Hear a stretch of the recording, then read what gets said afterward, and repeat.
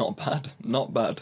Earlier this week, Epic Games dropped Chapter 4 of Fortnite, and this only means one thing to me, and that is Unreal Engine 5.1. Unreal Engine 5 looks incredible, not only in Fortnite, but in future titles which are going to release, and I can't wait for them games to come out. The implementation of Unreal Engine 5 has made the game look a lot better, and also I believe the performance is a tad bit better as well. And because of this, I've decided to test the game on two different systems. I've tested it both on my testing system, which has a Ryzen 5 5600G, 16GB of CL18 3600MHz memory, and I've also tested it on my main PC, which has a Ryzen 9 3950X, an RTX 3080 Founders Edition 10GB and 32GB of Corsair 3200MHz memory. Starting off the testing with my test bench system today, and quite a bit has changed with it since my last benchmarking video, and that is because it's got a brand new motherboard, brand new memory, and it's got a brand new boot drive as well.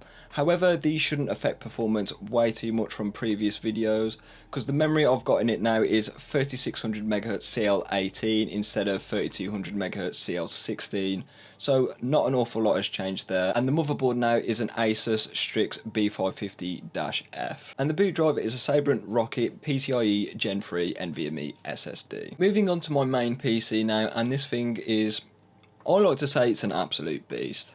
That's because it has a Ryzen 9 3950X running at stock speeds.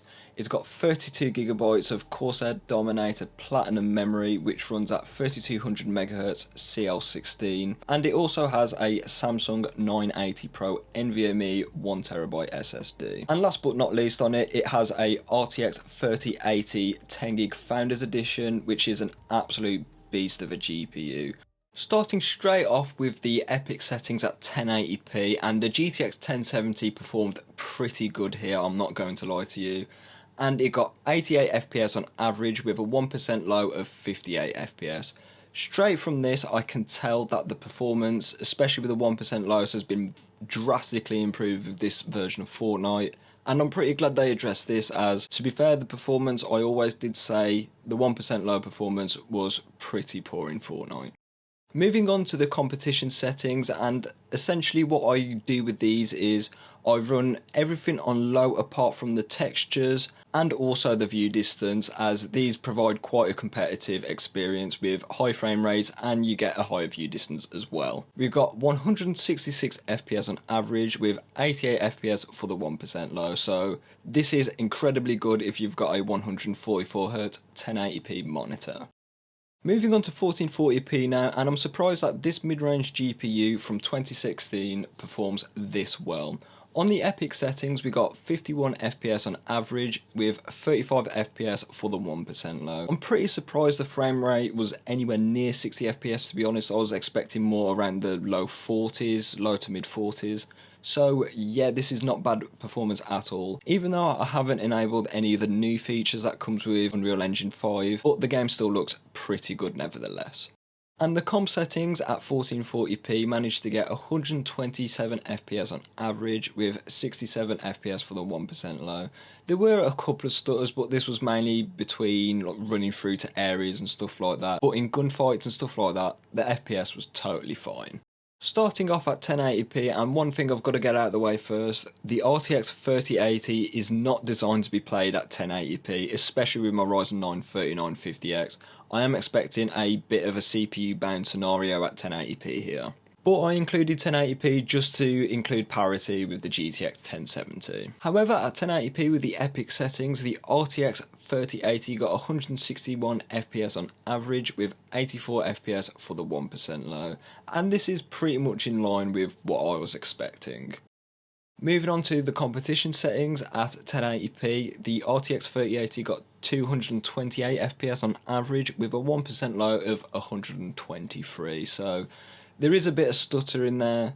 I'm not too surprised, if I'm honest, if I'm pushing out that much of a frame rate, and I am becoming a bit CPU bound as well, so this is pretty much expected results. Moving on to 1440p, and this is where the RTX 3080 comes a bit more into its own. 1440p at the Epic settings netted us 149 FPS on average with 76 FPS for the 1% low. As we can see, we haven't really scaled much from 1080p here. And moving on to the competition settings, we've got 218 FPS on average and 105 FPS for the 1% low. The lack of scaling here is pretty apparent, and this is probably because the 3950X is slightly holding it back, because it's got a lot of cores, but its single core performance isn't the best anymore, so this is to be expected. But at 1440p, the performance is pretty much how I expected it to be, so not that much of a problem at all. So I'm glad Epic Games has fixed a lot of the issues which I always used to raise in my benchmarking videos. Primarily the stuttering on Fortnite used to be pretty bad, especially in DirectX 12.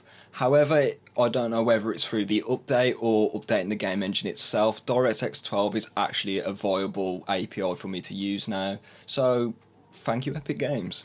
I'm also very impressed with the implementation of the Unreal Engine 5, and I'm not surprised, to be honest, because Epic Games does make the engine and they do make the game as well, so it's probably just easy for them to shoehorn it in. So yeah, the implementation of the engine is perfectly fine. The game looks great, it performs great, it scales very well with different pieces of hardware too. So overall, I don't think you should be too concerned if you've got older hardware, even if you have hardware which is not capable of DirectX 12, like let's say the Nvidia 700 series. Don't worry, there is a DirectX 11 mode and the performance mode is still there, and it's out of beta now, so you're still covered there if you've got older hardware too. But even if your GPU is as old as like the Pascal series or even the Maxwell series, you're going to be gaming just fine on this. 1440p on the GTX 1070, netting 51 FPS on average is pretty incredible in my opinion. I wouldn't play it like that personally. However, if you wanted to, you've got the option there, and you're still getting a relatively decent playable frame rate. So with all that being said, I'm going to leave the video here, so if you like this video, like it, stay subscribed for more benchmarking content, because I've got a lot more on the way, and I'll see you in the next one.